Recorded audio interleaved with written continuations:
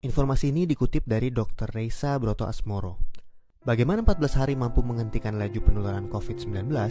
Yang perlu kita ketahui, anak-anak memang senang libur sekolah 14 hari. Namun sayangnya, banyak orang yang belum memahami. Mengapa 14 hari dan untuk apa?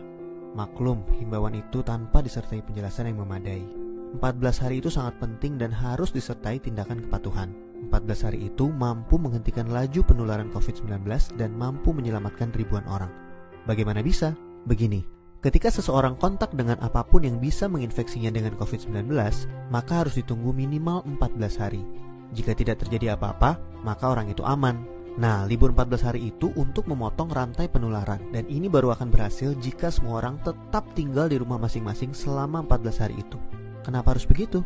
Contoh, seorang anak mulai libur tanggal 16 Maret selama 14 hari. Dia akan masuk sekolah lagi pada hari ke-15. Ternyata anak ini dan keluarganya menggunakan waktu libur itu untuk jalan-jalan, mengunjungi kumpulan orang, ke tempat saudara, ke mall, dan lain-lain.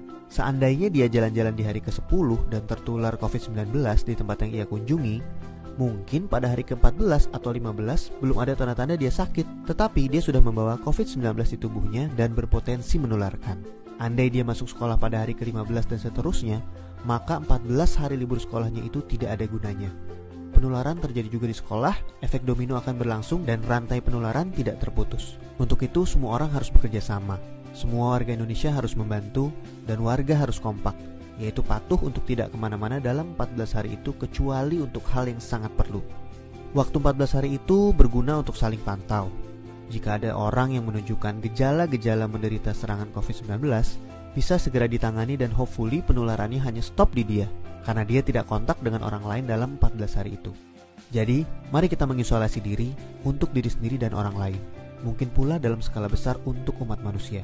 Mohon bantuannya untuk share dan jelaskan hal ini kepada orang lain, supaya semua patuh dan pemerintah terbantu untuk stop penularan COVID-19. Jika tidak, maka 14 hari libur itu percuma. 14 tahun pun tak bisa stop penularan. Semoga kondisi dunia segera pulih. Dr. Reisa Broto Asmoro.